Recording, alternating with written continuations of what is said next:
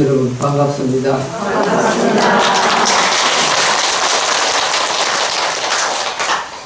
오늘 11월 조하루 음력으로 원래 오늘 조하루 법회는 우리 대주 스님께서 하시게 돼 있는데요.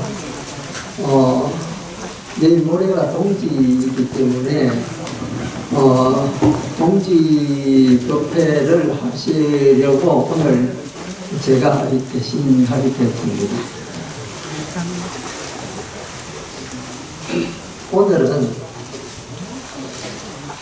제가 늘 이제 그 법회 때마다 이 주제를 우리가 늘 겪는 그런 일을 가지고 주제를 삼는데 오늘 또 역시 우리하고 가까운 우리 일상에 늘 이런 주제를 가지고 말씀을 드리려고 합니다.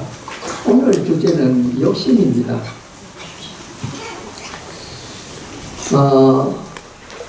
욕심이라고 하는 것은 이 인간이 살아가는데 없어서는 안 될 그런 겁니다. 그런데 불교에서는 욕심을 끊어라 이렇게 이야기하고 있습니다. 여러분 욕심 끊어집니까? 안 끊어집니다. 이 욕심이 얼마나 대단하냐면요. 옛날에 옛날에는 근대에는 큰 스님 계셨는데, 그 큰 스님한테, 박정희 대통령 부인이신 유경수 여사가 찾아가서 인사를 드리고, 또 이제 유경수 여사가 대단한 불교 신자거든요. 이 법명이 이제 대덕화라고 이렇게 불린 그런 보살인데, 큰 스님께 이제 인사를 드리고, 스님, 제가 불교를 위해서 뭔가 하나 하고 싶은데 말씀만 하시면은 뭐든지 해드리겠습니다. 그리고 그 당시 최고 불교이기 때문에 뭐든지 할 수 있잖아요. 학교도 지을 수 있고 또 병원도 지을 수 있고. 근데 그 선생님 뭐라고 말씀하시냐면요. 우리 전 앞에 길 좀 닦아줘. 그랬답니다. 인간의 욕심이라고 하는 게 정말로 우리가 도를 깨쳤다고 이렇게 생각하는 그런 큰 스님도 결국 자기 욕망에서 벗어날 수가 없다. 그런데 우리같이 범부중생이 욕심을 버려라 이런 말이 귀에 들어오겠습니까? 저건 그냥 하나 붙인 교리 모양이다 이렇게 생각할 수밖에 없죠. 실로 그렇습니다. 인간이라고 하는 욕심은 내가 뭔가 원하는 데서 비롯되는데요. 이에 대한 대단한 옛날 이야기가 하나 있습니다. 장자라고 하는 책에 보면요, 그런 말이 나옵니다. 옛날에 짐승이 한 마리 있었는데, 그 짐승 이름을 기라고 불렀습니다. 근데 이 기가 다리가 하나예요. 그러니까 하나를 가지고 벌쩍벌쩍 뛰어다니는 이런 상황이죠. 우리가 호수에 가면 캥거루 있지 않습니까? 그 캥거루에 다리가 하나 달렸다. 이렇게 생각해 보면 됩니다. 그런데 이 캥거루가 하나를, 이제 기라고 하는 동물이 하나의 다리를 가지고 다니다 보니까 여가 불편한 게 아니에요. 그런데 가보니까 어느 날 땅에서 지네를 보게 됐는데, 지네가 다리가 몇 개입니까? 엄청나게 많잖아요. 그 지네를 보니까 이거 부러워 죽겠는 거예요. 그런데 지네가 다리가 많다고 해서 기가 가질 수 있습니까? 부러워할 뿐이죠. 그런데 이 지네는 자기가 다리가 많은 게 너무 괴로운 거예요. 네. 다리 한쪽만 우리가 두 다리 중에서 하나만 뭔가 삐걱삐걱해도 걸음 잘 먹고 그렇지 않습니까? 그런데 이 지네 다리가 많기 때문에 하나 손상돼도 우리가 생각할 때 하나 좀, 많은 것 중에 하나니까 괜찮겠죠. 지네 본인은 굉장히 괴로운 거예요. 하나만 없어요. 근데 이 지네가 가만히 보니까 뱀이 지나가는데 뱀은 다리가 하나 없어요. 너무 두려운 거예요. 야, 저 뱀은 다리가 하나도 없어도 저렇게 잘 다니는구나. 지네가 그렇게 생각하는데 뱀이 또 이 생각을 해보니까 자기는 배를 땅에 부딪혀가지고 다니는 게 해놓은 거예요. 근데 이게 보니까 이 하늘의 구름이라고 할 게 있는데 이거는 그냥 슬슬 떠다니는 게 너무 부러운 거예요, 이게 또.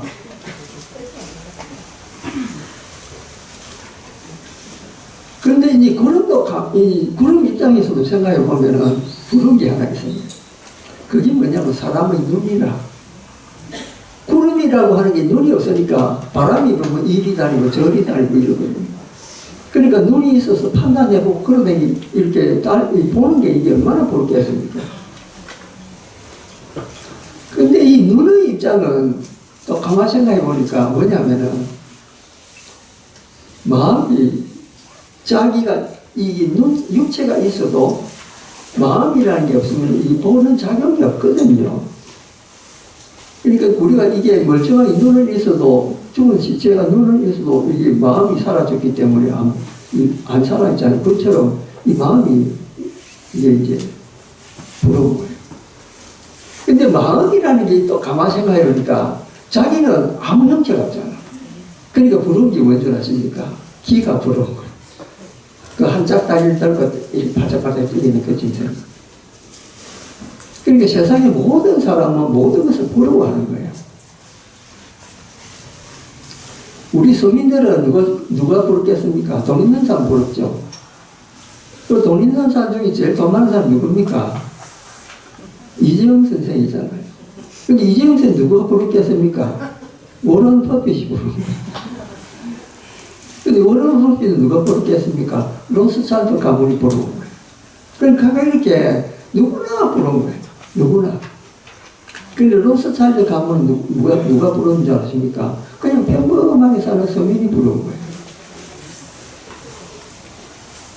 이처럼 사람의 욕심이라고 하는 거는 자기가 안 돼 본 거에 대해서 계속 부러워합니다. 그러니까 강남에 가도 이 사모님들이 이제 차례 모임 때 점심 모임 가잖아요. 그러면 커피 마시기 전에 모임 딱 가지면서 이 상위에 자기 가방을 들어 올려놓는데요. 가방을 넣으면 누가 디올백을 들고 왔다. 그 다음 사람 오른쪽 샤넬백을 다. 그 사람 누구는 뭐 에르메스 백을 에르메스 들고 온 사람 거기 누굽니까? 캘리백을 들고 하더라고요. 캘리백 다음에 누굽니까? 이미 리미티드 가방 다 부셔놓았어요. 아니 그러니까 이게 똑같은 것도 공동적으로 부른 거예요. 그런데 리미티드 가방이 가지고 있는 사람이 부러운 사람이 누구지 않습니까? 스님들이지. 그러니까 이게 이제 부른 것도 하다 그러니까 욕심이 그렇게 끝이 없다. 그러면은 우리가 보통 이제 절에서 말하기 탐진치 삼도를 없애라 이러잖아요. 그 제일 처음 나오는 게 탐이잖아요. 탐 다음에 나오는 게 탐욕이거든. 우리가 욕심을 분별할 때 욕자가 그 욕자예요. 탐욕할 때. 근데 인간들이 수행을 해가지고 탐은 버릴 수 있습니다. 그러니까 탐이라는 게 무슨 말이냐면요. 내가 가질 수 없는 거를 가지려고 하는 거, 이게 탐이에요. 그리고 남이 가지고 있는 뭔가 뺏으려고 하는 거, 그게 탐이거든요. 그러니까 탐이라는 거는 우리가 마음 한번 잘 가지면은 이게 버릴 수가 있습니다. 근데 욕심할 때 그 욕자예요. 탐욕할 때 욕자 있잖아요. 욕자 이거는 조금 버리기 어렵습니다. 이거는 내가 목표 설정해가지고 남한테 이렇게 해는 안 주지만 끊임없이 그걸 추구해가지고 가지려고 하는 게 이 욕망이거든요. 그러니까 욕이 정말 어려웁니다. 그런데 부처님도 욕망이 있을까? 여러분 그런 생각 해봤습니까? 부처님은 욕망이 없는 분이지. 근데 우리가 보통 탐욕할 때 욕자하고 부처님이 하는 욕자하고는 걸자가 다릅니다. 어떻게? 탐욕할 때 욕자는 욕심 욕자에다가 밑에 마음 심자 써놓은 거거든요. 그게 이제 마음으로부터 그걸 끝까지 원한다는 그런 뜻이에요. 그런데 부처님 욕자는, 부처님이 욕망한다 할 때 욕자는 하고 싶어 할 욕자입니다. 그거는 마치 무의식 중에 나오는 거하고 똑같은 욕자입니다. 가령 애기들이 이제 분별을 못할 그 시기에 땅에 떨어진 거 있으면 무조건 입으로 가져갑니다. 그게 좋은지 나쁜지 모르고 그냥 하는 거예요. 그거를 보통 하고 싶어 할 욕자입니다. 그냥 하고 싶으니까 하는 거예요. 이 사립 판단 분별이 안 됩니다. 그래서 부처님의 욕망은 끄는데 마지막 욕자 있잖아요. 조금 전에 말씀드린 그 하고 싶어 할 욕자. 그건 남아있습니다. 우리가 뭘 보면 알 수 있느냐. 부처님은 두 가지의 욕망이 있습니다. 그러니까 그 욕자가 있는데 또 하나는 뭐냐면요. 성단을 지키고자 하는 마음. 또 하나는 중생을 끝없이 구제하고자 하는 마음. 이 두 가지 하나가 있습니다. 그러니까 부처님이 이 삼계의 이치를 모두 통달하시고 번뇌를 완전히 끊은 분이지만은 마지막 그 욕망 두 개는 남아있다 이거죠. 그래서 부처님이 살아계실 때는 그 이제 우리가 최고의 그 번뇌가 없는 그 경지를 열반의 경지라고 부르잖아요. 그 말 들어봤죠. 열반. 근데 부처님이 이 몸뚱이를 가지고 밥을 자시고 호흡을 하면서 살아계실 때는 그 열반을 뭐라고 부르냐면 유여열반이라고 부릅니다. 그 유여라는 말이 그 욕망이 남아있다는 뜻입니다. 성단을 이렇게 보호하고 그 다음에 중생을 교화하고 이 두 가지 욕망, 여기 아직까지 남아 계신다 이거예요. 그러나 개인적인 욕망을 놓고 그런 인간이 추구하는 그런 욕망은 모두 끊어진 상태. 그러나 불법성 삼보를 끝까지 이렇게 이어나가고 또 중생을 끝없이 교화해 보겠다. 그런 욕망. 그건 남아요. 그래서 유여열반이다. 그러면 부처님 인멸한 상태, 이 육신까지도 없어진 상태를 뭐라고 부릅니까? 무여열반. 완전히 어떤 욕망도 사라진 상태. 그 열반이 무여열반이다. 근데 우리 인간은 욕망 하나 세우면 그 욕망 끊을 수가 없습니다. 계속 갑니다. 비교를 통해서도 가고 또 아니면은 내 스스로 만들어서 가고 그런.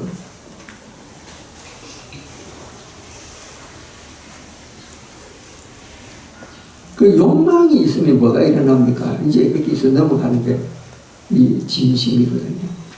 이 진심은 뭐 화내는 거예요. 근데 화내는 것도 두 가지가 있습니다. 진애라고 그럽니다. 그거를 우리가 앞에서 탐욕 이렇게 말했듯이 뒤에 오는 진은 진애라고 하는데 진은 뭐냐면 마음속 깊이부터 끓어오르는 화, 이걸 진심이라고 그래요. 그 다음에 애는 순간순간에 욱해가지고 나타나는 화, 이거를 애라고 그럽니다. 그러니까 이 애는 그래도 조금 가벼운 거예요.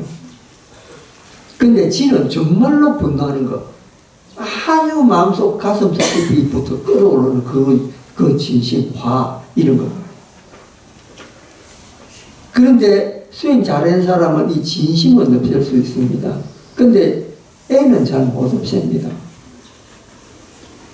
그 우스갯소리로 하는 말이 종로 경찰서에 경사들이 하는 말이 있습니다. 이 종교인들 가운데도 경찰서 가잖아요. 그러면 이제 신부님, 목사님, 선생님들 옵니다. 그러면 신부님이 가장 많이 오는 제목이 뭔지 압니까? 간통입니다. 너무 재밌죠? 왜 이걸 로마 칼라 딱 떼고 양복 이러면 똑같거든요. 그걸 간통하기 쉽다는 거죠. 그 다음에 목사님이 제일 많이 걸러오는 제목이 뭐냐면 사기입니다. 근데 사기는 정말 나쁜 거거든요. 왜냐면 계획해가지고 돈 이렇게 같이 하는 거니까. 그래서 세 번째 선생님들은 왜 올까요? 폭력으로. 욱하는 걸 그래서 종로 경찰서 형사들이 우스개로 그래도 제실은 스님들이 제일 낫다. 욱하고 이걸 본심이잖아. 그런데 간통하고 사기는 조금 그렇잖아요. 근데 이 욱하는 이만 조금 전에 말하면 그걸 애라고 그럽니다.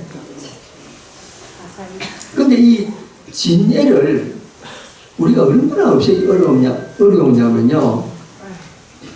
성경에도 그런 말이 나옵니다. 나 여호와는 분노하는 신이다. 이렇게 성경이 나옵니다. 왜냐면 제가 성경 다 봤기 때문에 그걸 잘 압니다. 그러니까 이 세상을 창조했던 신조차도 자기 분노를 어쩔 수 없어요. 분노하는 신이다. 이렇게 표현하거든요. 근데 부처님은 삼독사업세 탐진치 다 없었으니까 부처님 더 위대한 분이지. 이토록 이 진심이라고 하는 건 다스리고요.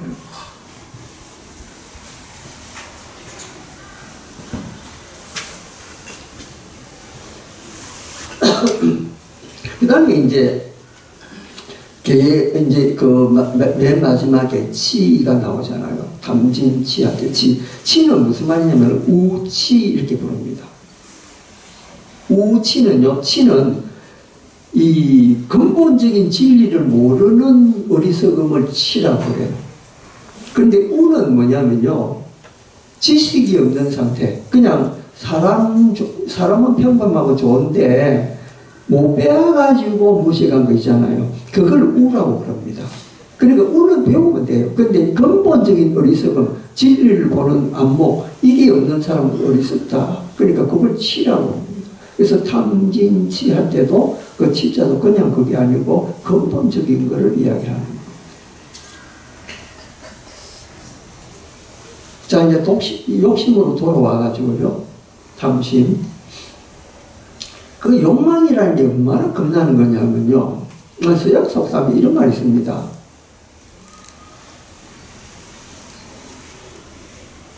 All saints want, they on church. 이런 말이 있습니다. 이게 무슨 말이냐면요. 모든 성인들은 자기만의 교회를 원한다. 그러니까 성인이라고 해서 욕심이 없는 거고 나를 숭배하는 교회당을 지어라 이런 뜻입니다. 그러니까 모든 성인들이 욕심이 있다는 거예요.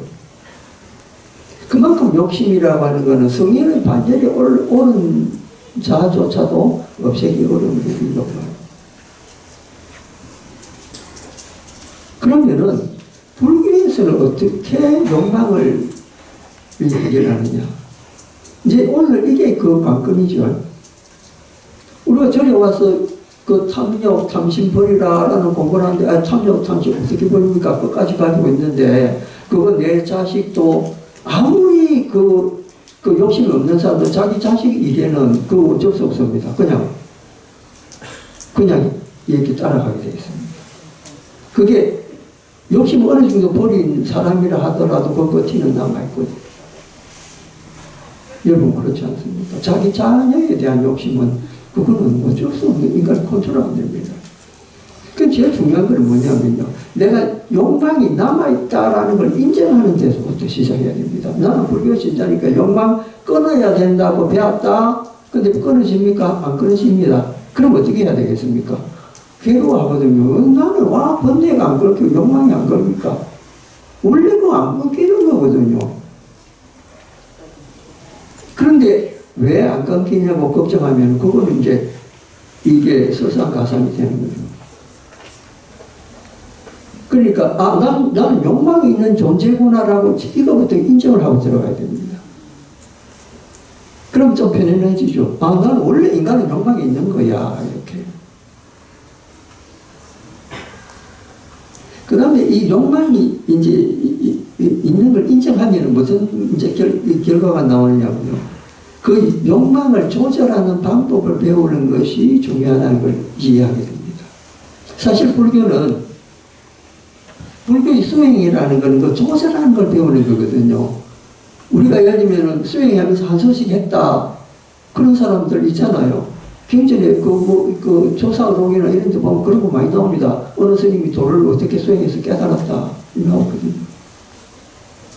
근데 더 놀라운 사실이 뭔지 아십니까? 그렇게 많은 스님들 이 깨달은 내용을 책이 있어도 그 스님들이 깨달을 때까지의 과정들은 쭉 나옵니다.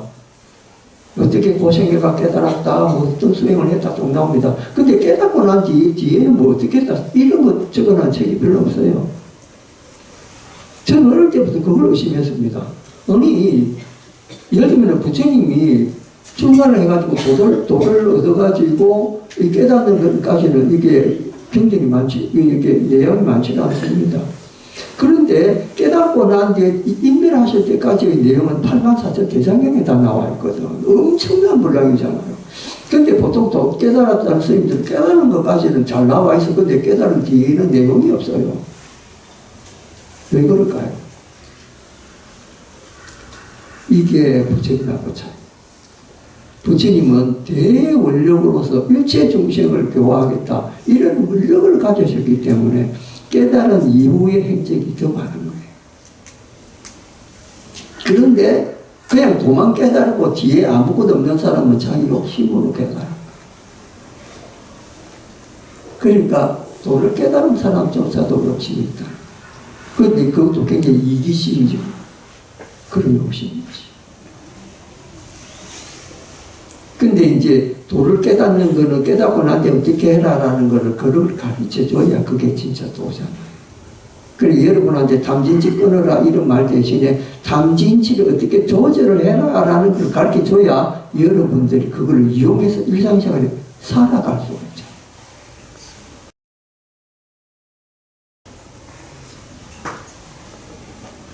제가 옛날에 그런 말 말씀 한번 드렸습니다. 화가 일어날 때는 어떻게 해야 됩니까? 화라는 거는, 이 번뇌라는 거는 연습하면 연습할수록 늘어나는 운동과 같아가지고, 이 그때 일어날 때 싹을 베지 않으면 자꾸 자라게 됩니다. 습관화돼가. 화 잘 내는 사람들, 그 습관이거든요. 술 먹는 거하고 똑같습니다. 술도 처음에는 나 못 먹어 하다가 자주 먹다 보면은 술이 자꾸 넘니다. 화도 내는 걸 자꾸 내다 보면 이 화가 넘니다. 화날 때 어떻게 해야 됩니까? 절에 왔으니까 여러분들이 하는 대로 아미타불 하든지 관세음을 하든지 하면서 마음을 딱 내리면 그 연습을 자꾸 해야 됩니다. 그럴 때 화가 조절이 됩니다.